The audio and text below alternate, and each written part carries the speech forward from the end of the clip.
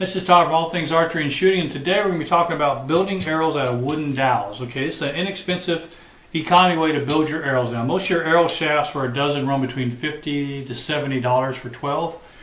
I have 50 dowels here, which are made of poplar wood, which has been used for making arrows for years. It's a pretty strong, lightweight wood. And these were $17 for 50. What my goal is eventually try to find 12 arrows out of here that I can use, that I can make a dozen arrows out of. If I can do that, I can probably complete a dozen arrows for $20, $25 instead of $100, $150 what they normally sell for. So it's a good way if you're on a tight budget and you want to make some arrows for yourself. See how it works. We're gonna build some arrows with this. We're gonna do some testing on my 40-pound black hunter longbow and see how it shoots. First thing I'm gonna do is I'm gonna look at each shaft. These are 36 inches long, okay, and they're 5/16 shafts, okay? So they are true 5/16, all right? And what I want to do is I want to try to see how straight they are. I can already see this one here is really bent. You can see that little bend in it right there. But I'm going to cut off probably that much of it. I'm going to cut these down to 30 inches, so I'm not really concerned about that right now. I just want to make sure what I'm looking for now is just grain runoff, what I'm looking for right now. And if you look at this shaft, there's got good grain in it. There's no grain runoff in it. It does have a big bend in the end there, but that's a good shaft. I'm going to do the same with all these arrows. That one's pretty straight, except it's got a knot right there. That won't be no good to make an arrow with. So that'll go into my wife's tomato steak pile. This one here, first look it over real quick. Look, no knots or anything in it. The grain, there's no grain runoff, which is nice. Okay. All right, cool. That's another good one. All right.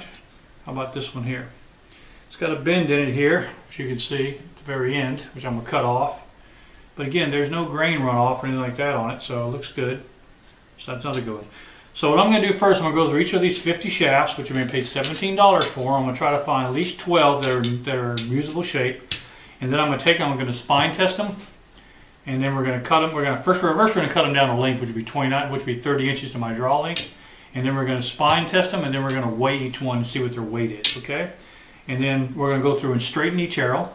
All right, I use an Ace arrow straightener right here, which you can get these from any of the archery shops. I got this one from Three Rivers, I think. They're around 30 bucks. They do a really good job of straightening wood shafts. So after I get the shafts cut down, I get them weighed and I get them spined, I'm going to separate them by weight and spine. And I'm going to hopefully try to get 12 arrows out of the 100. These are only 50 here, but I did order 100. They're $17 per 50. So for $34, I got 100 dowels. And I'm going to go through all these 100 dowels. I'm going to try to find 2 or 3 dozen if I'm lucky. Even if I find 1 dozen, I'm still ahead of the game. But I'm going to try to find at least 2 dozen that are usable. Then I'm going to cut them down to my 30-inch draw length.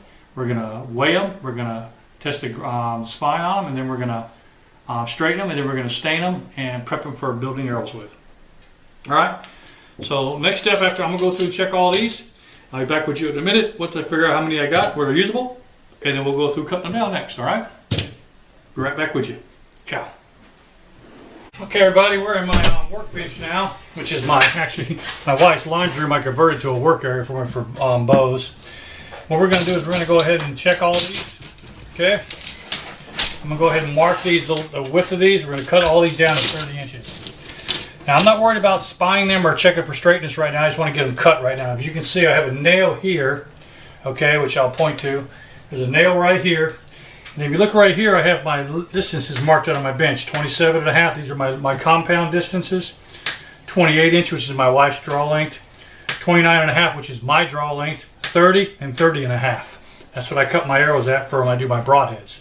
So first thing we're going to do, we're going to, I'm not worried about spine or straightness. I'm just going to look down the shaft and find out which end is more bent, which this end is more bent, so I'm going to cut this end off.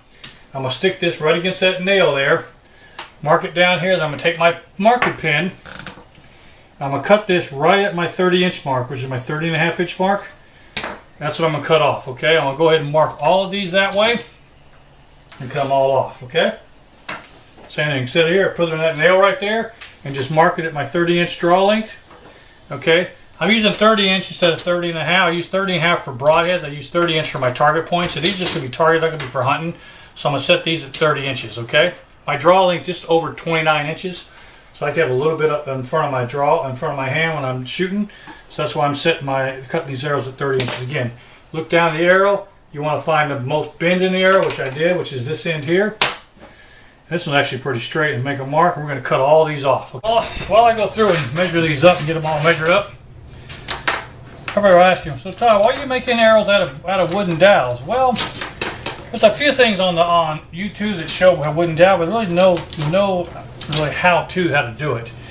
And the reason I'm making it out of wooden dowel is because it's not a new concept. I mean, for years, if you look at like Pope and Young, Saxon, Howard Hill even, they all pretty much made their own arrows back in the day, and they used wooden dowels at the time. Okay, like this one here now, this one here, for instance, this has got a really bad bend in it. I mean, a really bad bend. So this one here, I don't know if I can make this straighter. Even if I try to straighten it, well, yeah, see, it's going to be real tough to straighten this. This is going to go in my junk pile. This will be one of my wife's tomato steaks. This looks like this is a really bad one, so I'm going to put this down here. I won't use that one, okay? Anyway, I was saying, so, I mean, Saxton Pope and Art Young, they all use this southern system to make wooden dowel. If you do some research, read their book. You even read Howard Hill's book, one of his books, it talks about how he decided to make arrows out of wooden dowels at the time. Remember back in the day, there was really no arrow companies out there that were made arrows. So you had to pretty much make your own stuff. And Howard Hill was known for making his own gear. He actually would only make his own gear. He didn't want to buy gear. All right? But in his book, Hunting the Hard Way, he talks about these arrow shafts in his book, about making arrow shafts. And he talks about using this poplar wood, which is what this is, called poplar wood, which it's very easy to bend, as you can see. It's got a little bend. I can bend it on my palm of my hand and straighten it right out.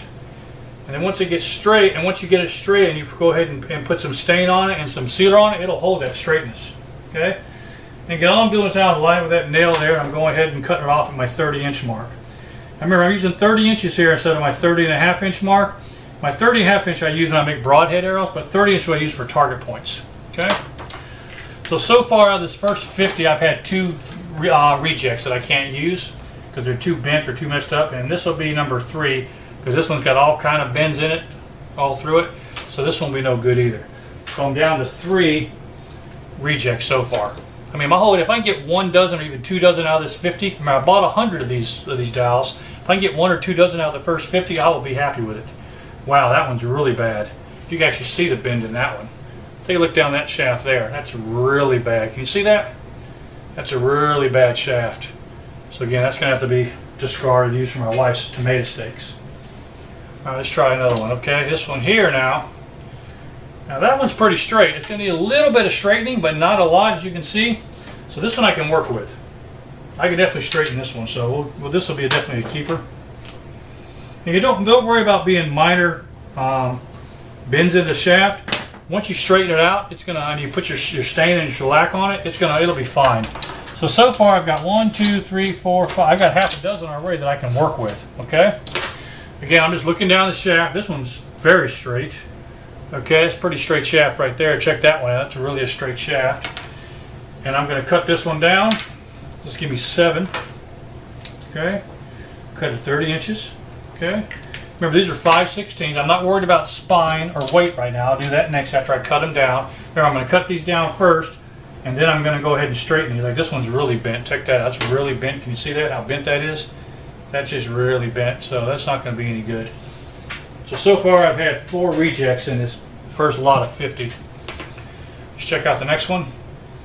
That one's doable. It's got a bend at the very end down here, but I'm going to cut that end off anyway, so it should be fine. So we'll go ahead and cut that end off. Go ahead and mark it right there. All right. And like I was saying, people making arrows for years using wooden dowels, and if you do it right, they can actually be pretty good. I mean, I've never actually made wooden dowel arrows before, but I've read a lot of people that do it. A lot of people have done it, and they seem to work pretty well, especially on a low poundage bow, like a 40-pound longbow, like I'm shooting. And these are 5/16. These are true 5/16 if you take your micrometer on. And you can definitely get a true measuring stick like that. As you can see, 0.30, that's what your 5/16 rating is at. So you're really good on that, okay? These are definitely 5/16.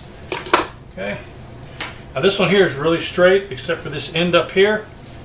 Yeah, this end's got a little bit of a twist in it, so I'm going to take that end, cut that end off. Alright. Alright, I'll continue the rest of these, and I'll be right back with you.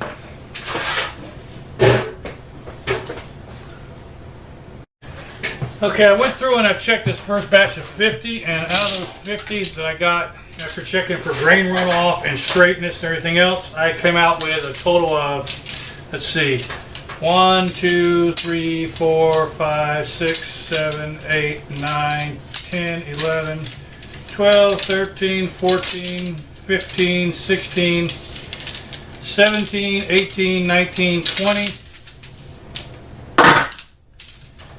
I came out with 23 usable shafts out of 50, okay? So, what I'm doing now is I'm going through, I'm going to cut all these to length, which is my marker right here, which is my 30-inch mark. Then after I get all these cut, I'm using this is a cheap Harbor Freight cutter, chop cutter right here. I think I paid like $39 for this thing or something. It does a great job of cutting it does a great job of cutting arrow shafts off, so. Alright, I'm going to go through and cut all these. This is a Harbor Freight cutoff tool. I got this from Harbor Freight, 39 bucks. It does a great job of cutting. It'll cut carbons and aluminums and wood. I've got the wood blade in there right now, but it comes with like 3 different blades. So, and for $39, you really can't go wrong. I'm going to go ahead and cut all of these up. Then my next step is going to be to straighten all of these, and then we're going to weigh them and do a spine test on each one to see where we're spined at. Okay, so stay tuned for that. Okay, just to recap here, I got out of those 50 shafts that I had, that I paid $17 for 50 shafts. I went ahead and I cut them down to my length of 30 inches, as you can see here. And these are poplar wood, I should say. Now, most of these I've checked them for grain runoff, I've checked them for straightness and everything else, and now that they're cut, they're pretty good. They're still going to be straight and everything. But there's a little bit rough, so just take some 4-0 steel wool, wrap it around there, and just go over each shaft like this a few times with just 4-0 steel wool. And what that's going to do, that's going to get rid of any splinters and clean up anything, get ready for stain, okay? Just do that for each one. Or 4-0 steel wool. Don't use sandpaper, because it'll take too much of it off there and it'll ruin your spine. All the 4-0 is going to do is get rid of those rough spots and those high spots. It's going to make the shaft a whole much smoother. So much smoother, it came out really nice. That's going to take stain really well. Alright, so I'm going to go ahead and get some 4-0 steel wool on all of these. Okay, I now went through and I've sanded all these 23 shafts using this 4-0 steel wool. So I got them all nice and smooth. And now we're going to check the straighteners on them. I got a spinner here. We're going to spin it and see how it looks. That one looks pretty good there. Got a little wobble at the end there. You see a little wobble there? So I'm going to look down there and I can see where it's at. I'm going to take my roller, and since the bend is bending out this way, I'm going to put my roller on the top. This is an ace roller. Or it is ace roller. And all you just put it on a flat surface like a piece of, like your workbench, and just run it across nice and smooth, and it will definitely straighten it out pretty good. Okay, give it a nice little spin now. See there? Came out really, look how nice that is. It's nice and straight now, okay? Look down it. It's got a little bit of a bend right here in the middle, so you just take your roller, hit that one more time. Look, eyeball it, what you want to do. As you can see, it's nice and straight now, and just stick it on your spinner, and that'll work. Got a little bit of bend on that end. You see that on this end here? Let me show you. This, see a little wobble right there? So I look down, I find out where it's bent. It's barely bent at the end there, so I'm going to take this, again, the opposite side of the bend, and run this over it. And, oh, that looks good there. Okay. Perfect, okay? Now, this arrow is straight now, okay? Now, way this works is it flattens the fibers on this side, and it allows it to bend it, pull it back up. So this is a pretty straight shaft now, okay? So that's one, all right? Let's do another. Let's check this one here. Now, that one's really bad. See that little runoff that's set right there, how wobbly that is? That's really bad, okay? So look down that shaft, and you can see where that bends at. It's right about here. Just take your finger and bend it down a little bit to get it somewhat good. Then you want to take your roller, okay? Run your roller across it.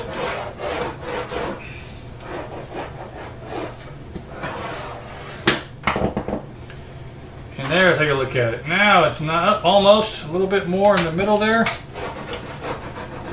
The trick is to have a nice flat surface when you do this, okay? Almost. One more roller here. Roll it around. Okay.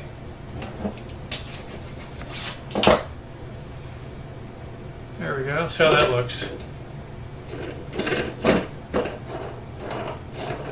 Got a little bit of wobble at the end there. I can barely see it. It's right there.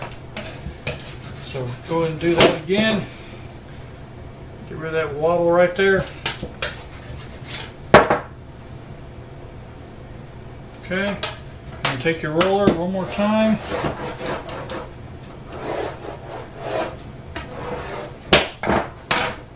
Okay. There we go. Good. Okay. That looks good. Okay, that one's good. I will do one more, and then I'll straighten the rest of these, and then we'll move to the next step, okay?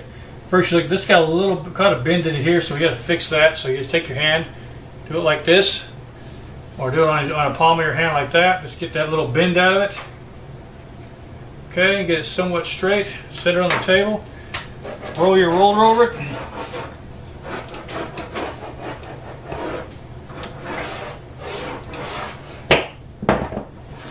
Take a look. Almost. Put it right there one more time.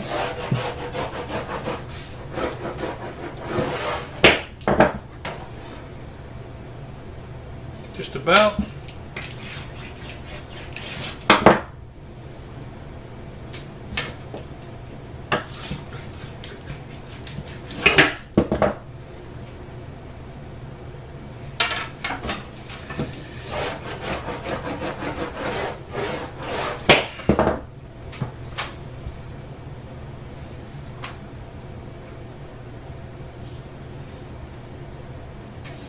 This one might need to use some heat on this one.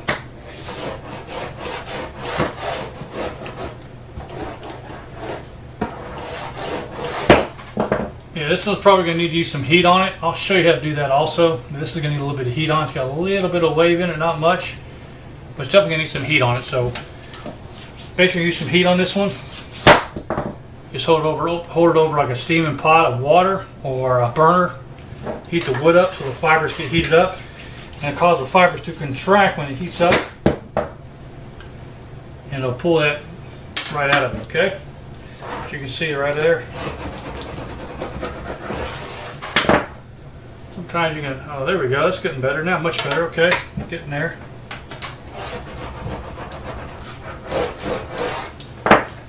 There we go.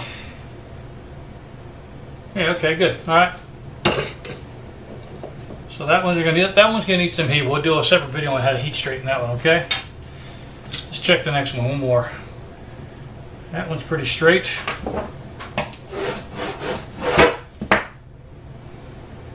There we go.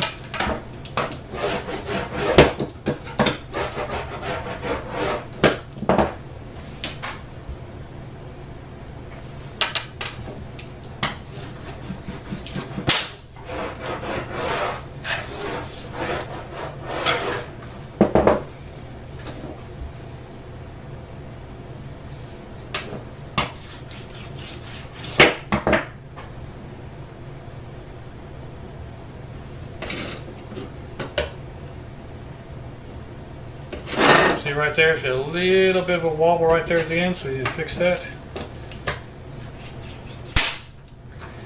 And that one broke, see? So I'm glad it broke now instead of breaking when we were building it. So that one's no good. That would be another steak for my wife. Okay? Alright, check the next one. That one's really straight.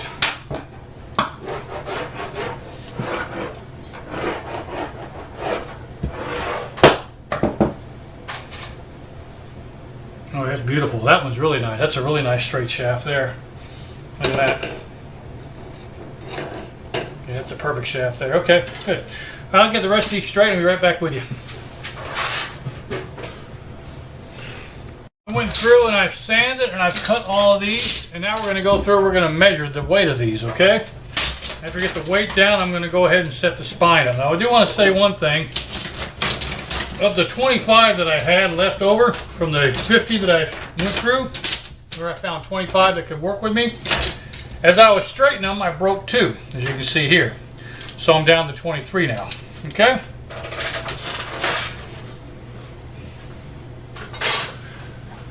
Okay, so let's go ahead now. I got 23 shafts here. They've all been straightened. We're going to go ahead and weigh each shaft now. See what each shaft weighs. And then after I go through and weigh each shaft, I am going to go ahead and I am going to spine each shaft before I stain them. Okay, I've got a scale here. Let's go and get that turned on. Okay. Zero it out. Now let's weigh each shaft. Okay. I've got a black marking pin here. I'm going to mark at the bottom here. So I'm going to cut this off anyway when I taper it. So this shaft weighs 358 grains. Okay. I'm going to rank these by weight now.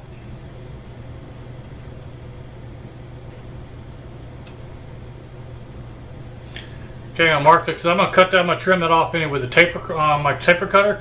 But I'll give me a chance to go ahead and measure all these now. It's 358. Let's see what the next one weighs. Not bad. 408. It's just 10 grains difference. These are much heavier shafts than a standard cedar shaft, for instance. There, this one's 400 grains.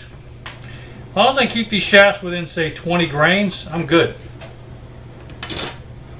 Okay. Next shaft. Perfect. 404. Okay. So far, I'm maintaining my 20 grain minimum. Now, this one's a little bit high. This is 432, so this shaft's going to be put to the side. It's a little bit heavier. It's beyond my 20 grade limit. So my 20 grade is going to go from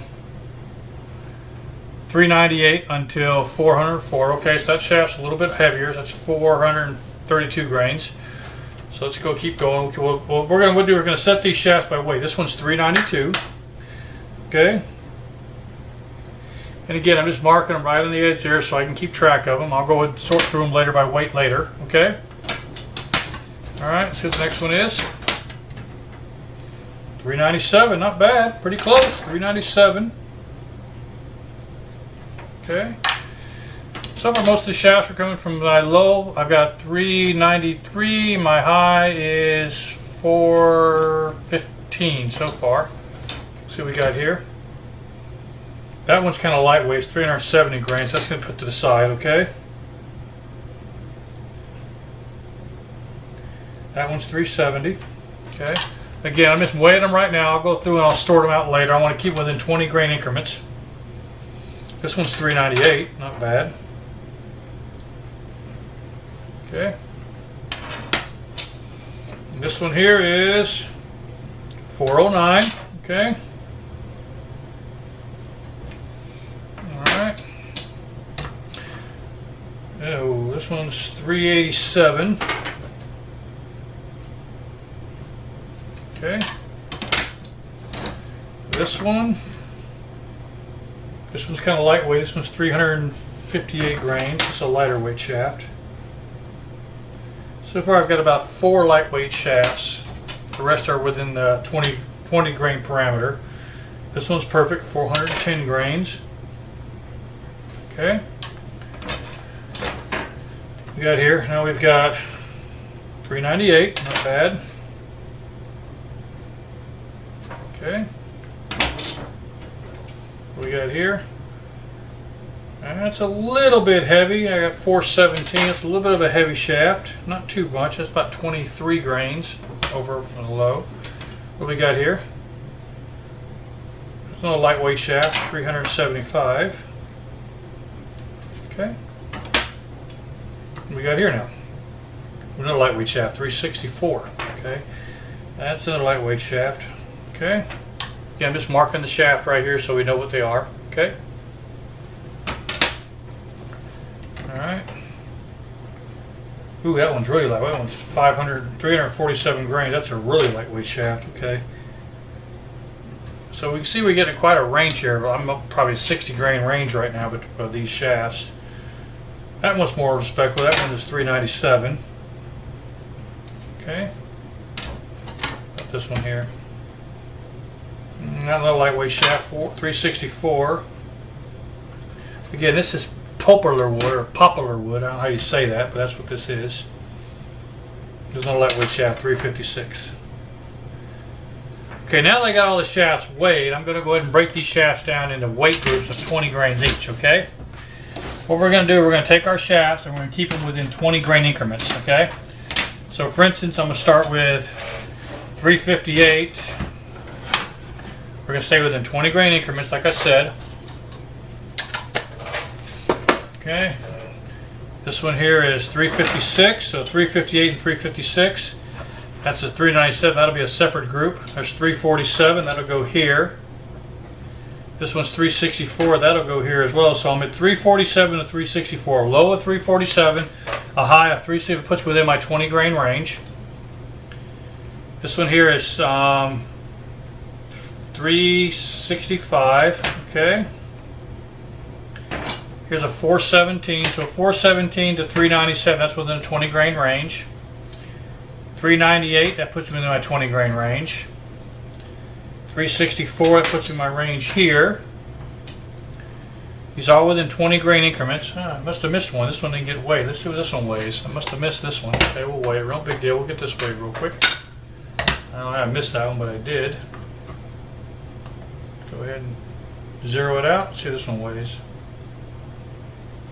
403, okay. This one's 403. Again, all I'm doing is I'm weighing the shafts and marking them because I'm going to taper that off anyway. So, alright, so that goes there. Alright, so we got next, we've got 410, that'll be in that group there. 358, that'll be in this group here. 387, that's kind of a low range, so leave that kind of by itself. I might have to move that either to this one, depending on what the range is going to be. This one's 409, that'll be in this group. This is 390, be in this group. 370 is going to be in this group here. These are pretty close together. Okay. 397, that'll go in that group. And we've got 432, that's kind of a high one, so we'll leave that one by itself. 392 goes there. 404 will go there. 406 will go here. And 408. Okay, so now it looks like I've got out of this group do this way. 1, 2, 3, 4, 5, 6, 7, 8, 9, 10, 11, 12. Okay, so I've got 12 arrow shafts all within 20 grains, okay? So that's not too bad, okay? So this bundle here is all within 20 grains, so I'm going to set that to the side, okay? Now that leaves these other bundles here. I've got some that have a low of, let's see, what's our low here? 347 and a high of 375. Now if I add these other oddball ones like 370, 387, what's this one here? 432, 410. That's going to give me 1, 2, 3, 4, 5, 6, 7, 8, 9, 10, 11. This will give me 11 shafts in about a 40 grain range, okay? So I have a 40 grain range of shafts and a 20 grain range of shafts. All right, so the next thing I'm going to do is I'm going to spine all these, okay? Let's go ahead and do that and spine each one of these and see where our spine weight's going to be. All right, here we go.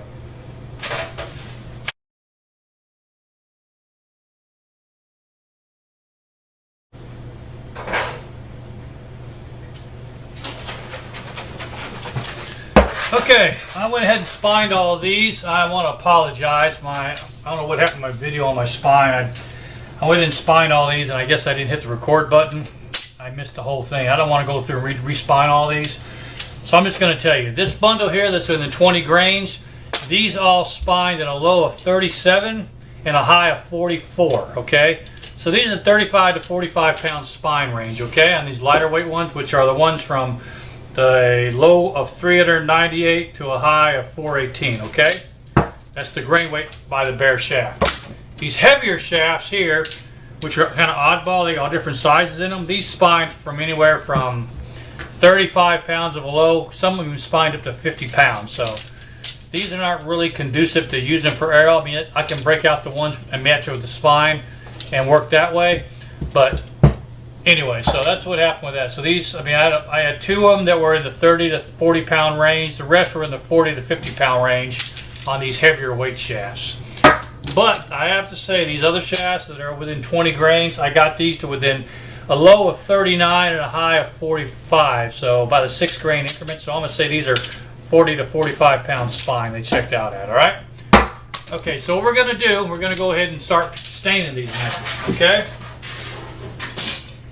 Now, I've already straightened all these shafts out, and let's recap. Out of the 50 shafts that I paid $17 for, I was able to get a total of those 50 shafts. I was able to get 23 from the first bundle and 27 from the second bundle of 50. So I have 100 arrows, 27 and 24, what's that? 47, 51. I was able to get 51 shafts that are usable for about $34. So let's go ahead and start staining these now, okay?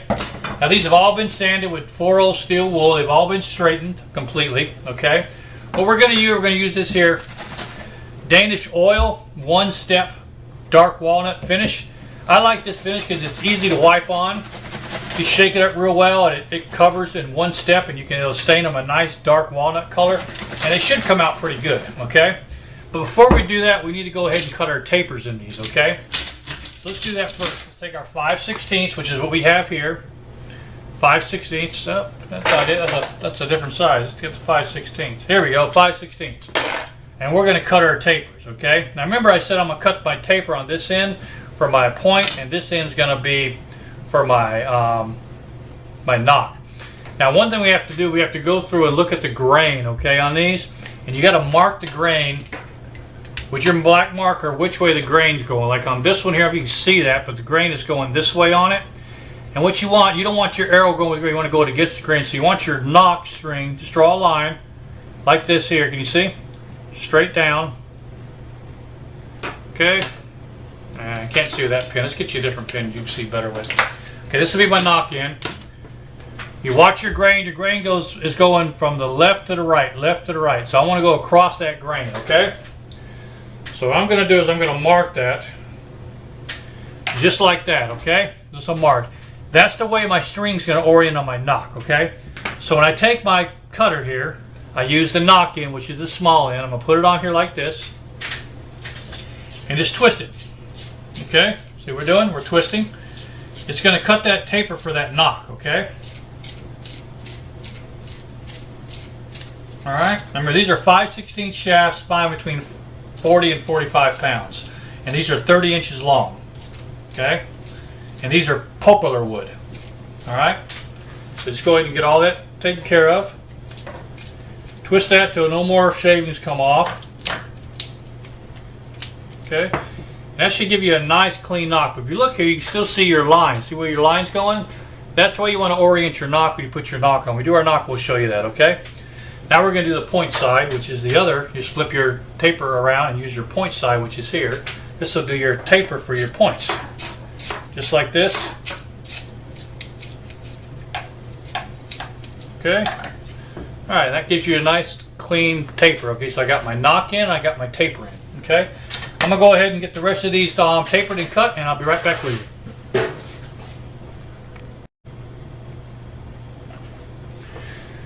Okay, just to recap, I'm finishing up tapering these dowel shafts right now, make ready for points and knocks.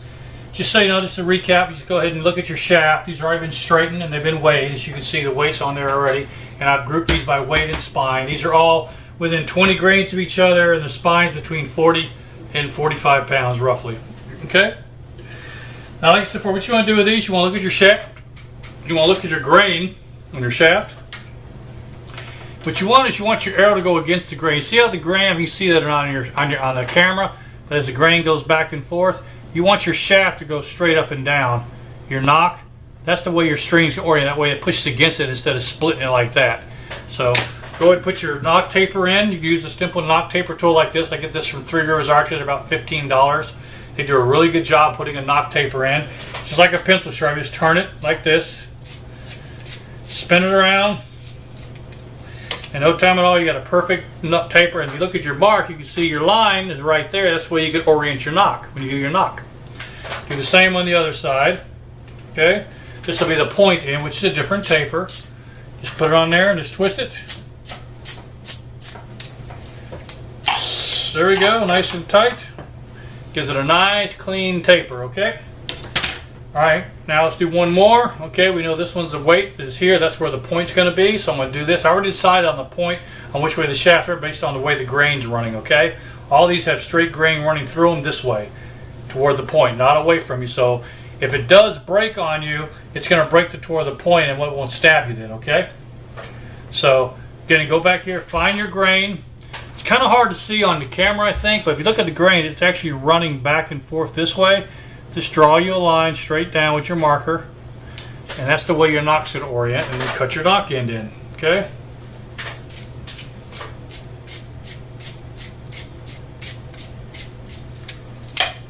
Okay, there you go. Your knock end's cut. Now we'll put our point in, okay? One more time. Let's go to the change, just swap it as two. If you notice on this thing, it's got two. It's got 1, 2. One side, the small, is your knock. The long razor is your point in, so don't get them mixed up, okay? Same thing, is put it on there and turn your point. That'll give you a perfect taper point. Okay, now this is where I deviate from a lot of arrow builders. Is I go ahead and I want to install my points on here now, and I'll show you why I do that in a second, okay? Let me get this trash out of here. Okay, I've got my 5/16 100 grain points right here.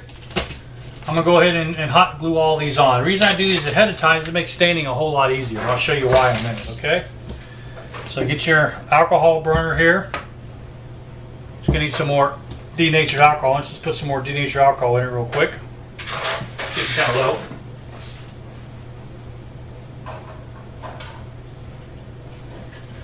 That's your denatured alcohol. That's what you use for your alcohol burner for doing your points.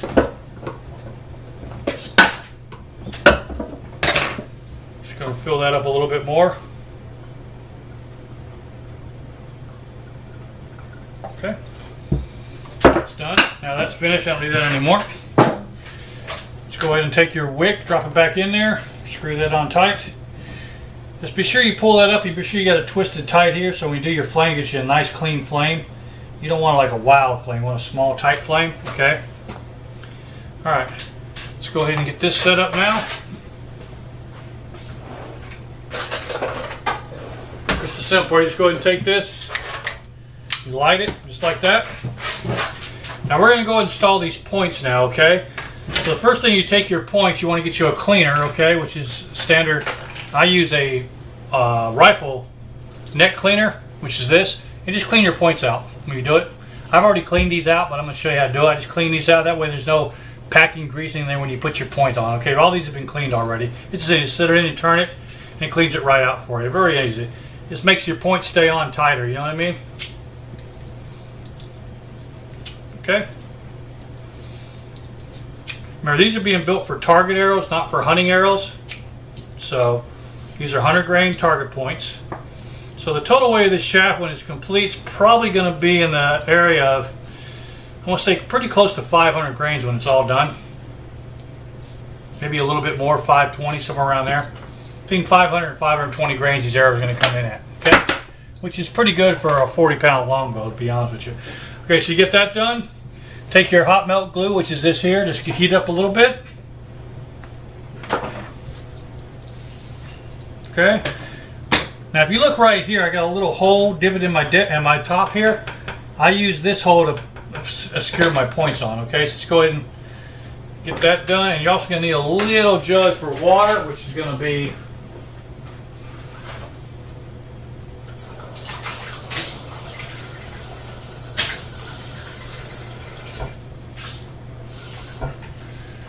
you're going to need some water.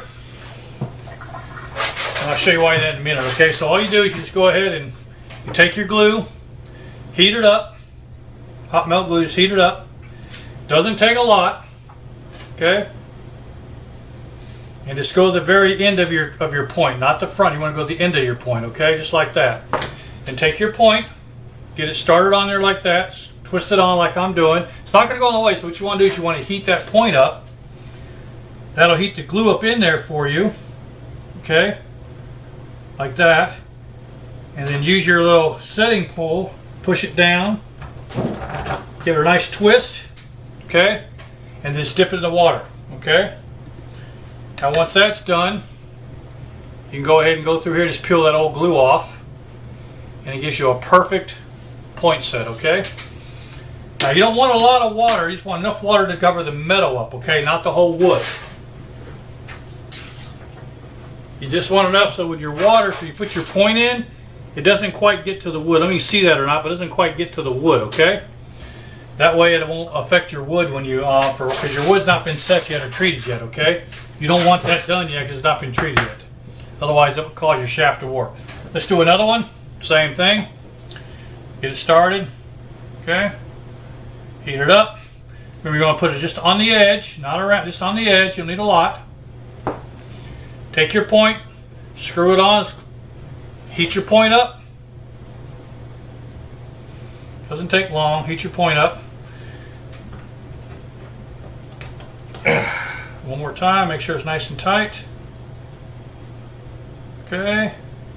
You know you got it hot enough when you start seeing the point move off. See the point just popped off there? It means it's nothing hot enough. So you screw it on there. You'll feel it seat all the way down and just stick it in the water. You'll hear it sizzle, and that cools it off, and then the glue is good to go. Then it's nice and clean, okay? So that's all there is to that, okay?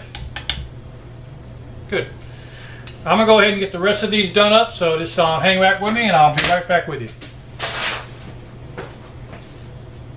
Okay, I went ahead and got all these points on here now. Now all you do is go through and just clean off on the excess glues you have. Once the glue dries, it's easy to come off. Just go take your fingernail. The excess glue will peel right off. See how that's coming right off easily? So peel all the excess glue off. Okay. Alright, good. You just want to get all the excess glue off of it now. I'll show you why I put the points on for staining reasons. I'll show you why in a minute. It gives you area to hold on to it while you're staining the shaft. And the stain is not going to stick to the metal. So it just makes it easier. If you try to stain the actual taper, then you got to go through and sand it again and everything else so that your glue will stick to it. It's just much easier when you do your arrows, put your points on and stain it this way, okay? So the trick is get all that glue off. Make sure it all comes off, okay? All that glue's coming off now. It'll pop. It'll just break right off that hot melt glue, and it'll leave you a nice clean, see a nice clean edge there. You do it, okay? Then we get your stain to fill that edge, and it'll be almost seamless when you get it done. Okay. Yeah. So go through here. Pretty easy. All that glue's coming right off. Just breaks right off. See that? See I'm doing that? Just comes right off. See the glue right here? Just take your fingernail, run your fingernail down it, it'll come right off. And then you can hold it, you can literally just peel it right off like this. See that? Alright. So, pretty easy. Alright. Some can be more problematic than others, but most of it will come right off pretty easily. Okay? Alright, same thing here. Drop that glue. Sometimes you can use a knife if you have to. Like this needs a little knife on it because it's got quite a bit on this one. Just take your knife and it'll come right off. See? Trick is you want all that glue off where you stain the thing. I'm just got a lot of glue on this one, so.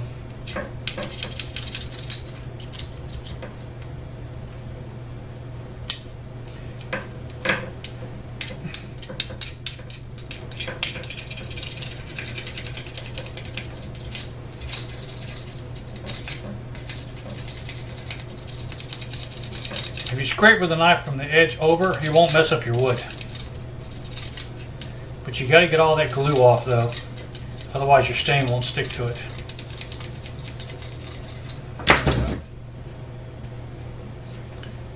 Okay, good. Alright, done.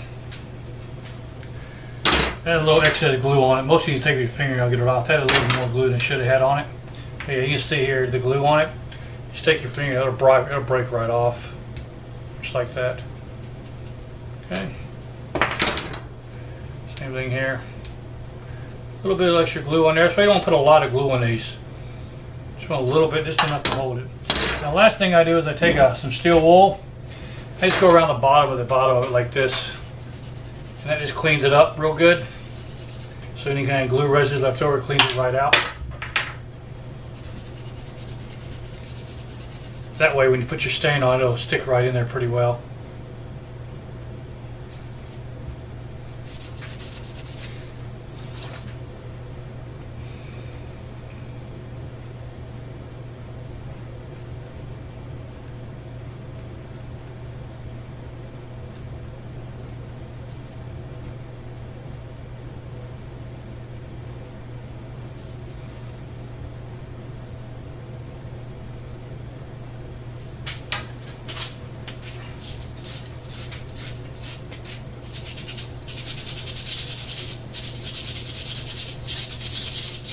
Next time you take some 220 grit sandpaper, if there's a lot of excess glue like this, a lot of extra glue, that's that one that had a lot of extra glue on it. Just take your 220 grit sandpaper and go over like this. That'll get rid of the excess glue on there. Clean it right up for you, okay? Alright, cool. Alright. Now we're going to go ahead and stain all these, okay? And the way I stain these is, first thing I'll make sure your shafts are clean. Get you a clean cloth, okay? And run across your shaft just to make sure there's no debris on your shaft, okay? And you should be using staining rags, which I have here. These are designed specifically for staining, okay? So you want to take these, you want to fold them into fours, okay? I mean, these are designed specifically for staining, okay? You can buy these at Home Depot or Lowe's. They're actually called staining rags. They're designed for staining, okay?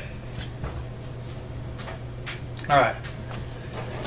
Go ahead and get your little paper towel set up. I'll be sure there's no dust on your bench when you do this. You won't need dust in your finish.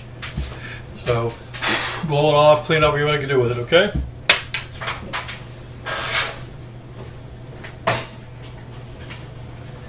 Be sure to put on some rubber gloves because this stain will stain your hands also, okay? So put on some rubber gloves.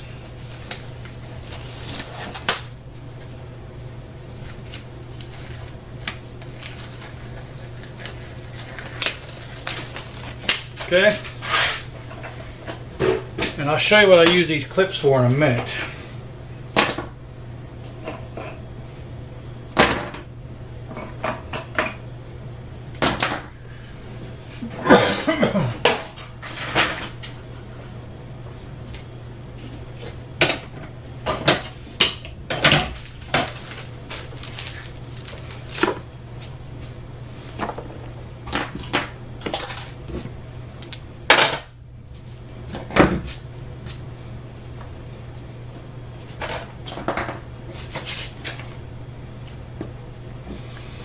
Okay, get you some good oil, good stain, okay? That's what I use here. Get this Home Depot, it's about $10, $12 per can. The trick is shaking it really good. It's got to be shook up really, really good, otherwise it won't stain right. And the trick to staining is you want to do it in light coatings, not heavy coat, but very light coatings, okay? So shake it up really good, probably for about a minute. Shake it up really good. Okay. This is dark walnut, so it'll give a real nice clean. It'll give a real nice taste of the look to these shafts. Go ahead and put it on there, just like that. See here. Now you want to take your shaft. That's why I put the points on first. You can hold your points, and you can stick it on your shaft here. And the trick is you want to just very lightly put one coat on to start with. Okay. Now what's going to happen on this first coat, okay, you want to coat it completely. On this very first coat, it's going to bring the grain up.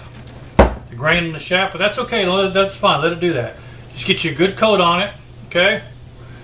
And we're going to come back after this first coat dries and we'll sand all that. So you can see, you'll feel it too once you start putting the stain on. It actually pulls the grain right up. You try not to get it on your knock though, okay, because you gotta glue that. You don't want no stain on there. But just do that. Okay, that's the first coat. Okay, now I take my little tricky thing here and I stick it on here like this. This will go over here. I have this set up on my bench right here. Now, as you can see, these nails, it actually hangs my shafts while they dry. Okay, just a simple board with some screws in it. That way you can hang your shafts up while it dries. Okay. All right, let's go back to this now.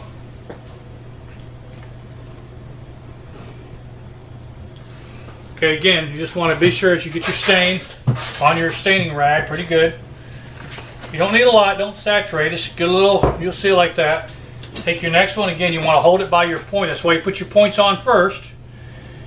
Don't worry about getting on your points, it'll come off your point. Just run it through your, just hand wipe it on here like this. I just turn the shaft constantly so it gets in there, and then I run it up and down. See how nice that dark color comes out? And you'll feel this pull the grain out, okay, which is okay, it's fine.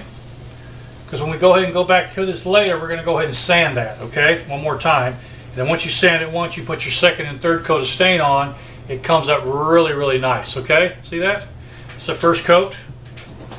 Go ahead and put it into your little I get these from Amazon. They're like, for 25 of them, it's like $10 or something. They're little plastic clips, clothespins, and just hang it up on your dryer so it dries. All right, one more, then I'll go and get the rest of these done. Again, get it on there. You don't need to dip it too, like that. Just get it on your shaft. Remember, start off by spinning your shaft first, just like this. Spin it so it gets all the stuff on there. You might have to get a little. You'll see it start leaving dry spots, but you can get enough stains. You get some more stain on there. That's fine. A little more stain on there, and just turn it. Just try to stay off your knock, though. You don't want to get on your knock, okay? Because that's where you got to put your glue your knock at. You don't want stain on it; it won't stick right. And just rub it in. Once you get it rubbed in like that, really good. Okay, then you can take your little clip it on there onto your point, and hang it up. But I'm gonna go and get the rest of these done. I'll be right back with y'all. Okay.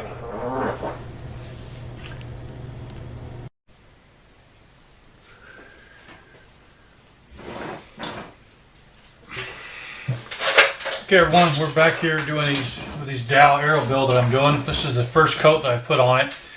It's going ahead and dried now, and if you notice that, you can actually see the grain starting to come through even on the first coat, but you can also feel the roughness of the shaft. That's from the stain actually pushing the fibers up. So what you have to do on the first coat, you have to take, I use steel wool, or you use like, really fine grit sandpaper, like a super fine grit sandpaper. I mean a 400, 800, and just take it here. I just go like this with it. Now what this is going to do, this is going to get rid of all those burrs. And you feel the shaft. You can feel now all that fibers are now laid down. And what you need to do once you do that, you also need to be sure you wipe the shaft off before you do the second coat of stain, because if you don't, you'll get little metal fibers in there, okay? So I'm going to go and get all these done. Again, just take your steel wool. This is 4-aught steel wool or 4-0 steel wool. That's all you need. All you're doing is really taking it and just knocking down the fibers on it so it's smooth. So it'll take our second coat of stain really good, okay? Now I'm going to get the rest of these finished. I'll be right back with you. Now we're going to go ahead and stain these again for our second coat, okay? I just put down a rag here to keep from getting spills on my bench. I already got a bunch on my bench already, you can see, so I try to mitigate that a little bit with this. So anyway, so you want to take this, you've got to shake it up really good, probably 1 or 2 minutes. Shake it up really good. You want all that, especially the oil stain, you want everything from that bottom to get up inside there, otherwise you'll leave clumps on your arrows. This will be the second coat. Normally this takes about 3 coats of this stain to get it looking where I want it at, and then after that I do one more just quick fine sanding on the shaft after the third coat, and then I apply either 1 or 2 coats of sealer, usually poly sealer. I use a matte poly sealer. All the sealers, it helps protect the stain, it helps waterproof the shafts more. And the matte makes them a lot easier to come out of the target with too, believe it or not. If you use the matte steel, not the semi-gloss or the gloss, for some reason the matte, they slide out of the target back and pretty much easier than with the matte poly on there. At least in my experience showing that. Okay, we got it all mixed up now. Get it off. Just like before, we're going to take our rag, okay? You want it set, you want it nice and wet, just like that, you can see it. And take your shaft by your point in. That's why you put your points on first, by the point in, and then you go ahead and you can just run your second coat on there, okay?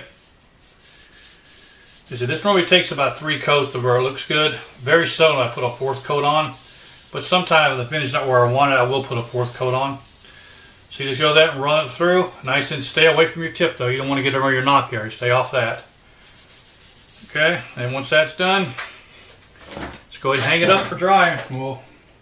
This thing takes between 6 to 8 hours to dry completely. I usually leave it a whole day just to make sure, because we are in Florida, we have a lot of humidity here. So I can leave mine for at least a whole day. Normally I'll stain up between 3 and 4 dozen arrows at a time, so I get a lot more done. Even if I'm not going to make that many arrows, I'll stain that many, so I'll be ready to make them when I move forward. Just take one. This is the longest process of the arrow making, is the staining process. But you want to do this right. You want to take your time and not rush it. Okay, good. All right, I'm gonna get the rest of these all stained up, and then I'll be right back with you when we do our third coat.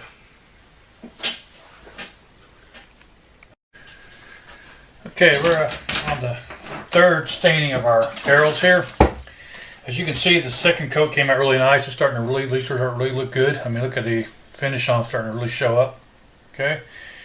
So I like about this here Danish oil I'm using. This dark walnut actually gives the arrows like an old school kind of look to them. It does need one more coat on it. So let's put that last coat on and do the same with the other one. Just shake up your stuff really good. The trick is shake it up really good. That's your trick. You got to be sure to shake it up really good. Shake it for 2 or 3 minutes. Because this is an oil stain, you want to get all that oil from the bottom mixed in with the color. Otherwise, it'll leave you clumps and it won't look so good. But these are looking pretty nice as they are, so. Looking really nice as they are, so they're actually come out really nice, so. Okay. Alright, let's go ahead and get this started now. Alright, remember I put my rag into a Ziploc bag, that way it doesn't dry out. I'm going to keep using it. The more you use your stain rag, the more it'll actually stain better for you. The same way, just put your stain rag on there. You don't need a lot in there, just want enough to go ahead and get it started. And the same thing I did before, we're just going to run the stain up against the shaft here. This should be all that's needed on these shafts, this third coat. I normally put 3 coats on all my arrow shafts. It just makes them more water resistant and actually makes them look better too. And I use, like I said, alright, so that's that. Okay, you'll cut more here. Same as we did before. Just go ahead and get your stuff on there. You don't want a lot on there. Run your shaft through it. I like to start down the bottom and just turn it up as doing that when you go up, and then run it back and forth. Okay? Just like that. Alright, there you go.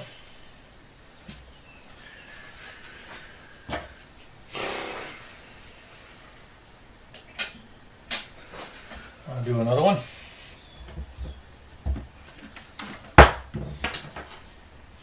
Actually, this will be the last coat I do on these because it's about where it needs to be at now. So, after this final coat's done, we're going to add 2 coats of poly sealer onto this shaft. 2 coats of poly sealer, okay?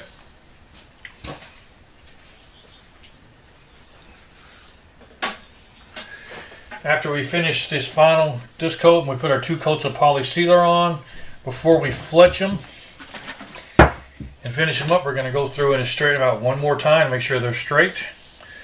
So, and then we'll go and fletch them up, and then we'll do a test on them and see how good they shoot. Okay, remember these are wooden dowel arrows, and these are poplar wood. Okay. All right, I'm gonna get the rest of these stained up for the third one. As you can see, that's really come out really nice now. So I'll finish the rest of these arrows up, and on the next step we'll be doing a poly seal. I'll be back with you on that soon.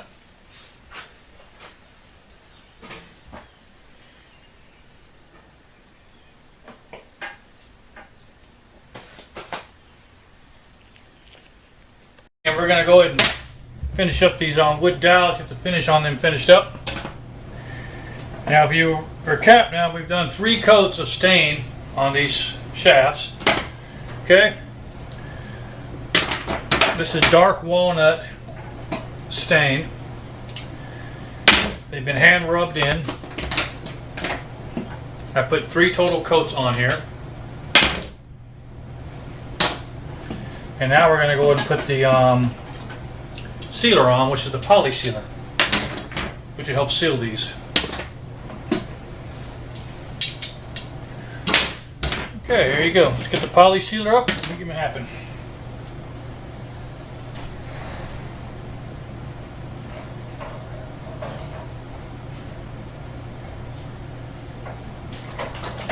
So what we're going to be using is right here.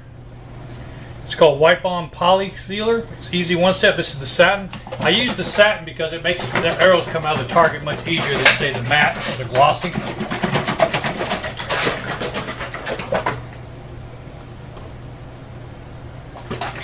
First thing, just shake it up really good.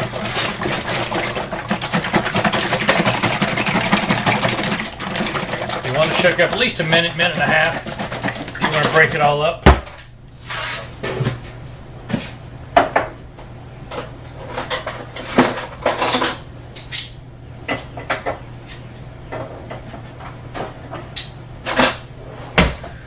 Alright, we got it all shook up now.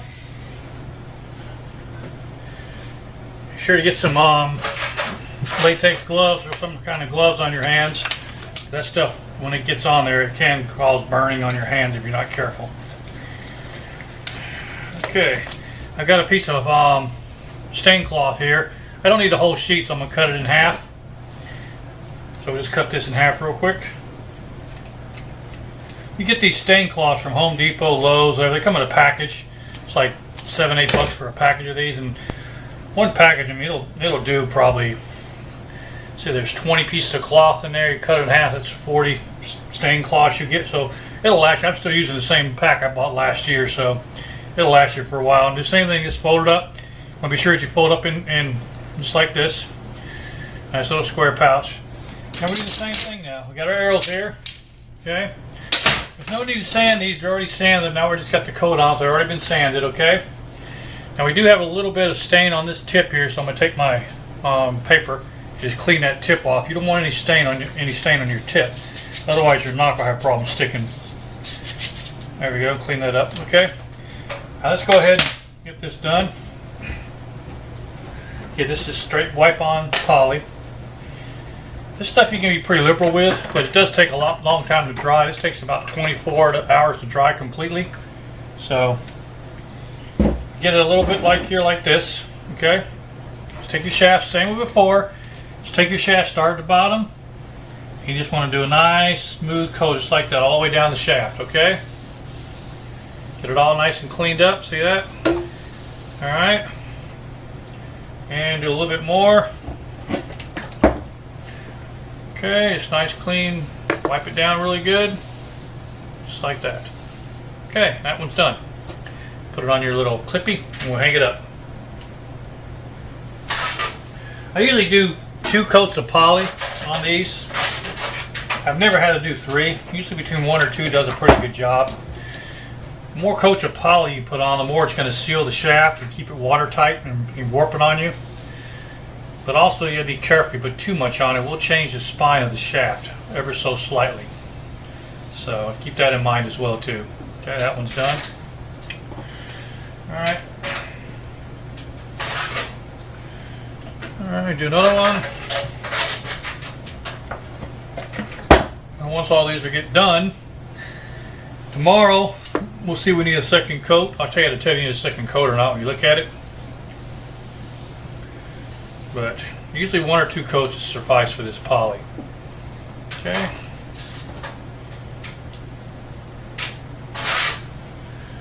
Again, you want to try to stay away from the knock-in if you can. Yeah, because they don't want, it'll have the problem for your knock sticking when those screw or knocks on it. So just keep away from the knock-in like I do. We're also going to crest these before we feather them too. So that will look pretty nice when it gets done. Alrighty. Get another one done here. Don't worry about that little bit of stain that comes off with it. That's not going to hurt nothing. That's just the excess stain that didn't get into the wood. And when you wipe it down with the poly actually reacts to it and leaves a little bit of stain color on it. But that's not going to hurt nothing though.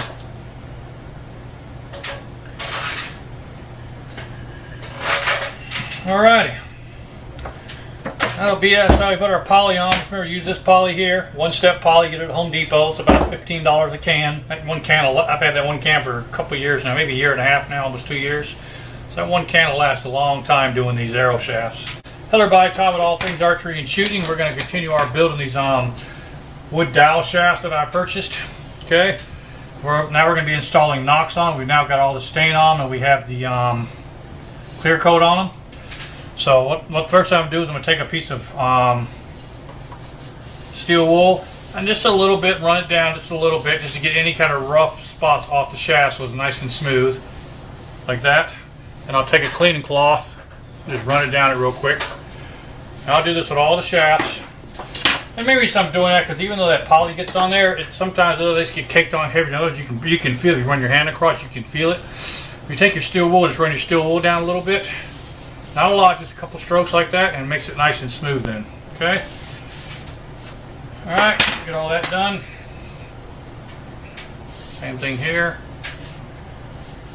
There we go. Okay. Now I'm going to do these in probably, I'm thinking of maybe a yellow cresting with all white feathers. I think they'll look nice. Alright, and we're going to go ahead and, after we get them all crested and fletched, we're going to go ahead and we're going to take them out of my range and shoot them out of my 40-pound longbow and see how they shoot. They may or may not shoot. We'll find out. But so far they've come out pretty well. They're nice and, I mean, the arrows are straight. And they all spine between 40 and 46 pounds, so, which is nice. They are 5/16 shafts. They are poplar wood. So they used to make arrows out of poplar wood for a long time. They make, poplar wood, I hope I'm saying that right, it's not as strong as, say, your cedar or your ash or your Sitka spruce. But it still makes a pretty decent arrow, as long as you're not using it for like a field arrow, like, you know, put some blunt points on it like that. But for something for target practice, they'd be fine for that. Maybe for small game you want to use it on, maybe like rabbits or squirrels or something, probably good for that. I might make a few of these into flu-flus also, so I have a couple of flu-flu arrows. I don't know yet. Let's see, I need some flu-flus, so. Alright. That had a rough spot right there, I could feel it. So now I'm knocking down that steel wool and it cleans it right up. Yeah, sometimes you put that poly on, it leaves a little bit of a rough area. You can feel the shaft when you run your hand down it. You want the shaft as smooth as possible, so that's why I like using the steel wool. It's just got enough coarseness to knock down the little bumps from the poly. There you go. Shafts came out pretty nice. Alright, got a nice little color on there, clean them. Sure brought that grain out. That dark walnut comes out really nice. These are like old school arrows, okay? Alright, so we're gonna go ahead and use these 5/16 boning nocks here and install these. Alright. Now I highly recommend when you do these, you use hot melt. Use your hot melt. Do not use epoxy. Okay, or do not use super glue. Don't even use something like Duco on that, okay?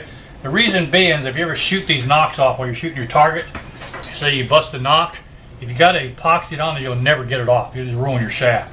If you use the hot melt, you can just heat the knock up, it'll melt and it'll pop right off and it won't damage your shaft. Just put a little sandpaper, clean it up, and then you can put a new knock on. So don't use like epoxy, super glue, or Duco cement on your nocks, okay?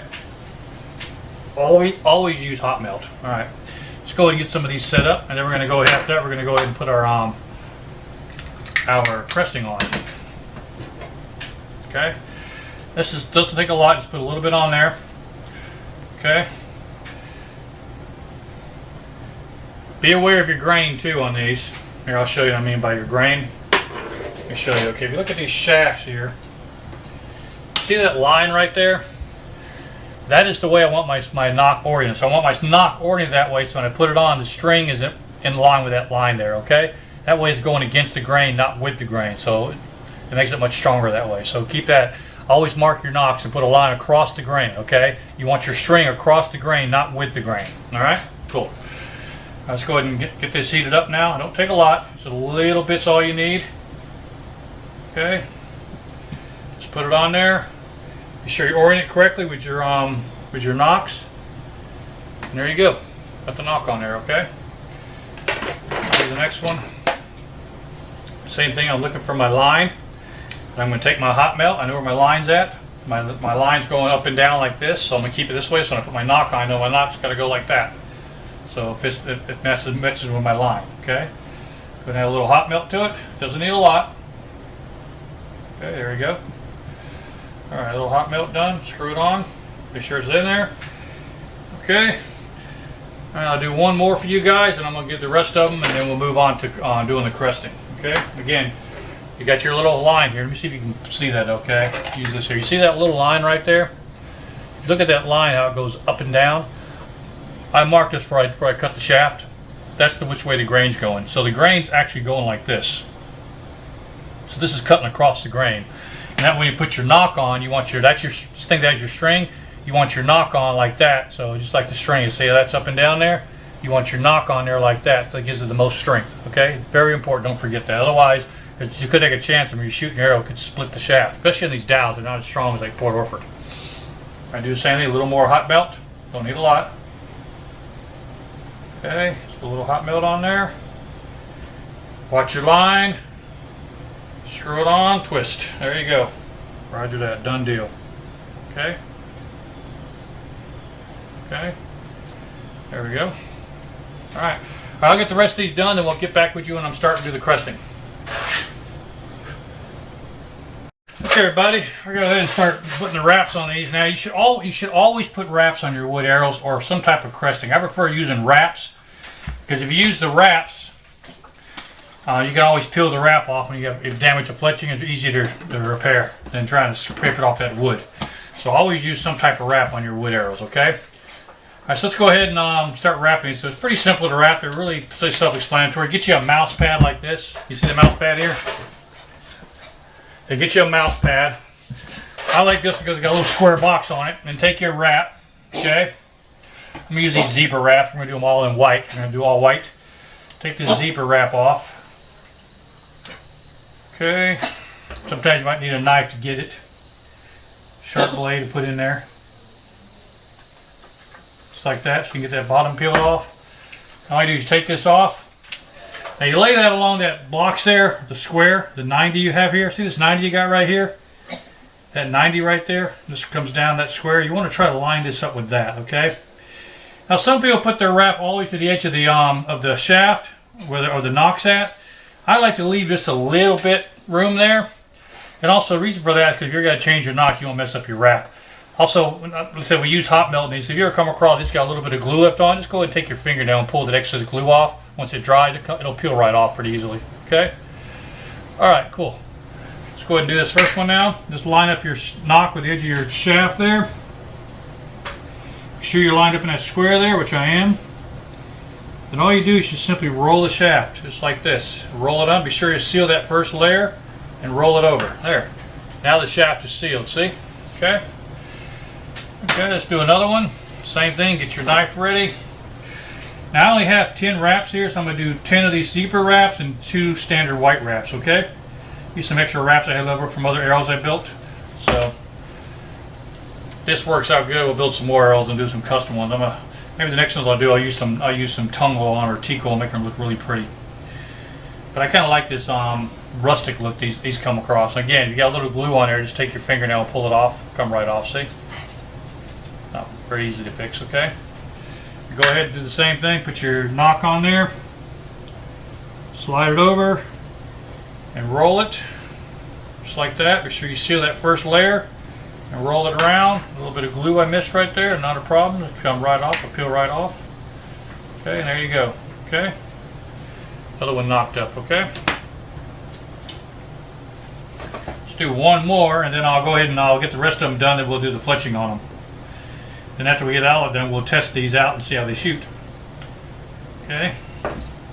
Now they have these dowels in 5/16. They have them in 11/32 and 3/8. So I've got a 50-pound recurve bow, also a 54-pound recurve bow. If these work out good on my 40-pound, these dowels, I'm going to go and buy the 3/8 one and make those up for my 54-pound recurve. Again, you want to just use that little line so they all stay the same. Okay. This way they're all the same. Okay, like that. All right. Line up your knock there. Try to keep it going identical, and just roll the first one on just like that. And when you get to the edge here, just run your finger across that edge so it seals it down, and roll it across, and that locks it in. Okay. All right. Now you see I left a little bit there. I do that freeze the very bust to knock them. You just heat that up without burning the cresting and pop the knock off. That's why I use hot melt. I'll get the rest of these done and be right back with you. Okay, we got all of our arrows crested now. What we're going to do is we're going to go ahead and fletch these. Now for these, normally I fletch my arrows on a Bitzenberger jig, and I use about a 3-degree straight offset. But since these are 5/16 shafts, they actually fit my Arizona Easy Fletch pretty well. So what you're going to need here, you're going to need your Arizona Easy Fletch or a fletching jig. Need some glue. This is boning fletch tight in a glue bottle, and you're going to need your fletchings, okay? Now we're going to do 2 of these, just all yellow, and the rest will be all white. Mostly because I don't have any more zebra crest stands. These are white, so I think these yellow and white look pretty good. So just get your Arizona Easy Fletch open. First thing you want to do is you want to adjust your space in there, so that when it puts it on the string, okay, it's going to be, there we go.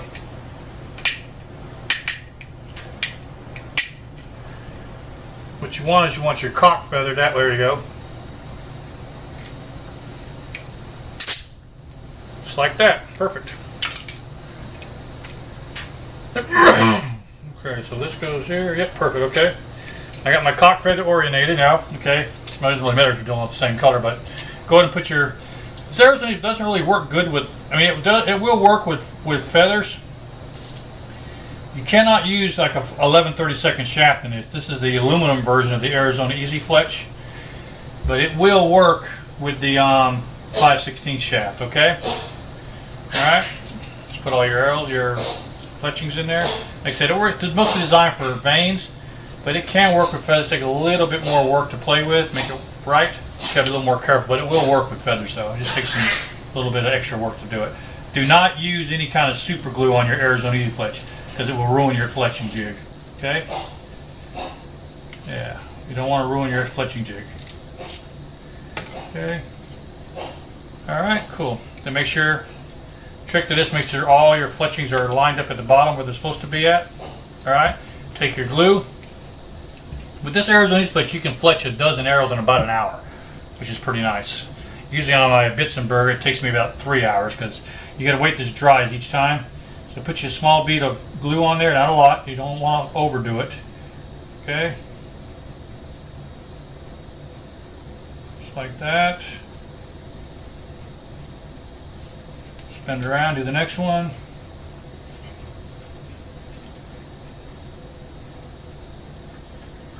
So you don't need a lot of glue, just enough that one good solid bead straight up down the quill, because when it closes, it'll push the glue out the side and really seal it good. Okay, done. And last one.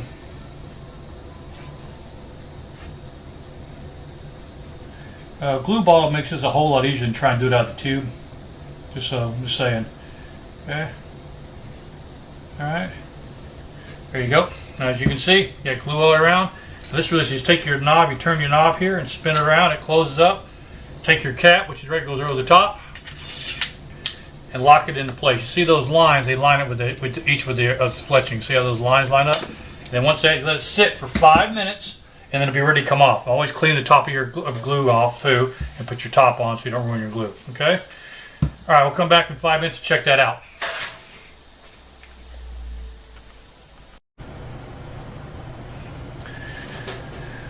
Okay, everybody, let's go ahead and get this first one out. See what it looks like.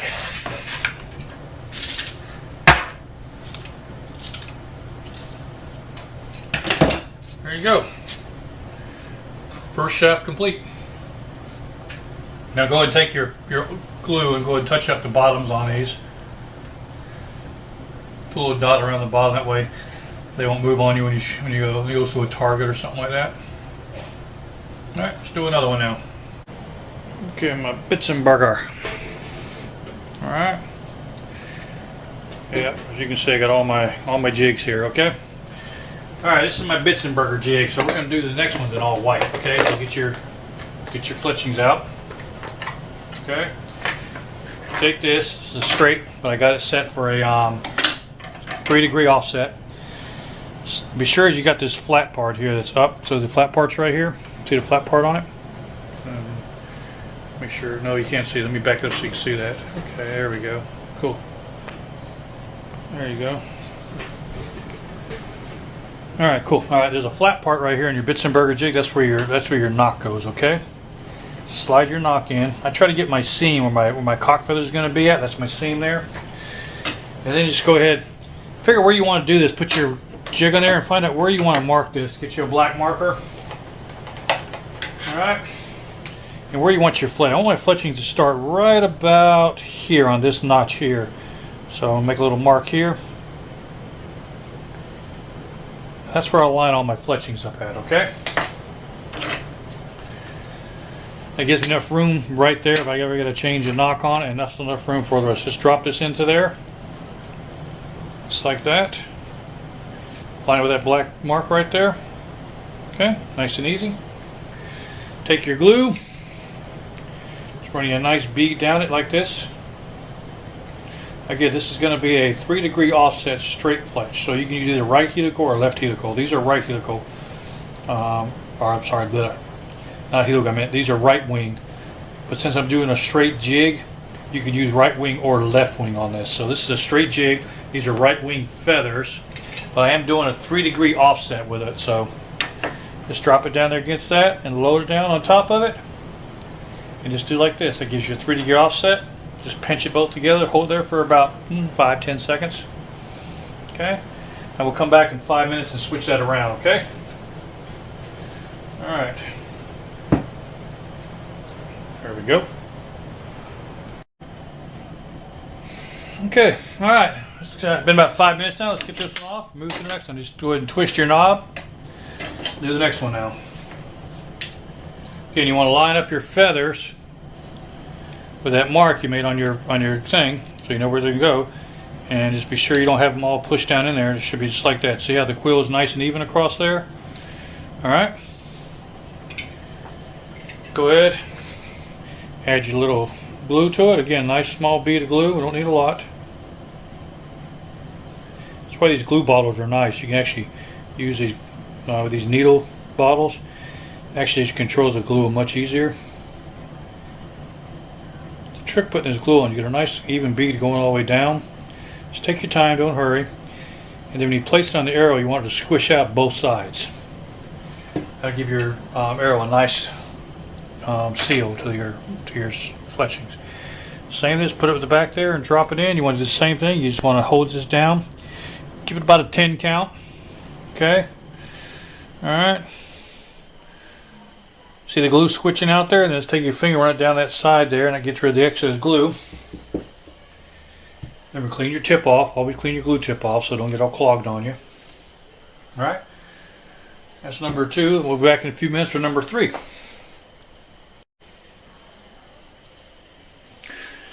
Okay, let's get this one done. Switch it around. Same thing. So it's good to keep track of your, make sure you get any glue that gets on your,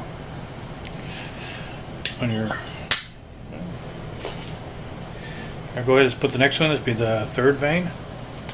Same as before. Just get it in there.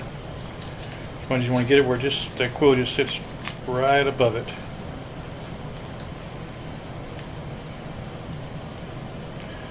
Sometimes they can be tricky, like this one's going to be a little difficult. There we go. There we go. Okay. Alright, we got that one done.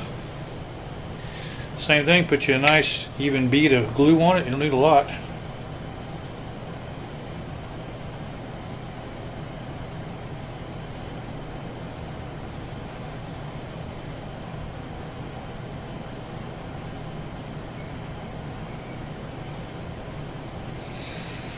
There we go. Lock it in place. Again, just be sure you squeeze it down tight so it'll lock in there. Give it a few seconds. I usually count to 10. Okay, and that gives you a nice solid lock.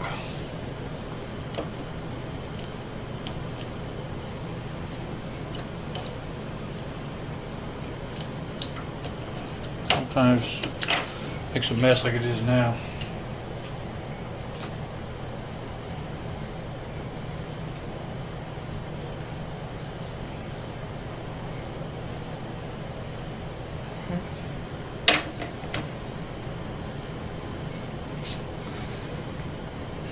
One, 2, 3, 4, 5, 6, 7, 8, 9, and 10. That's all you need, okay?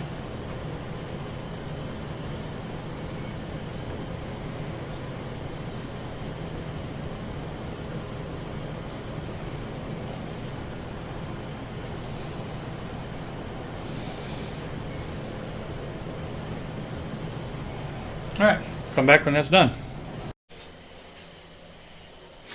Okay, let's get that off and check it out. there you go. As you can see, if you look down, you see it's a 3-degree offset, kind of going that way. Alright, cool. Alright. Could put a little bit of glue on this like I did before. Just a little glue on the edge. And put your glue on the edge again, like here. I did it to keep the quill from turning up when you go through a target or something. Okay. Alright. Let's do another one now. Okay, I'm going to go ahead and finish the rest of these off. And then after we get these all finished off, we're going to take them out to the range and test them out, okay? So, we'll see you at the range here in a few minutes. Bye.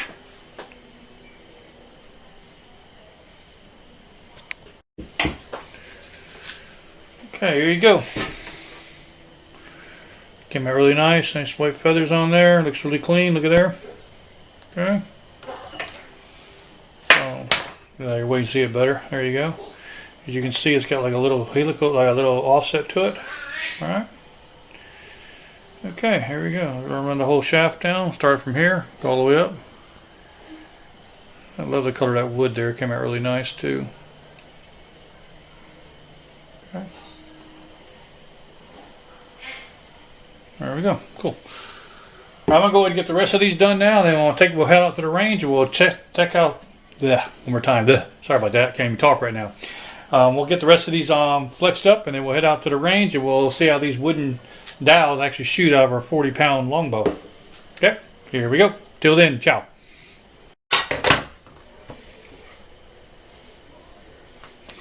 Okay, what I'm going to go ahead and do now is I'm going to go ahead and weigh these wooden dowel arrows and see what they come up to, okay? So I can get you a better view of that scale there. Maybe I can. Let's see. Here we go. Do it like this. Alright, can you see that? Yeah, you should be able to see that now. Okay, good. Bring a little bit tighter in there. There we go. Okay. I'm going to go ahead and weigh these now. I got the ones I got complete. Let's go ahead and set these up, see what they weigh. This first one comes in at 548 grains. Wow. So they are a little bit heavy. Okay.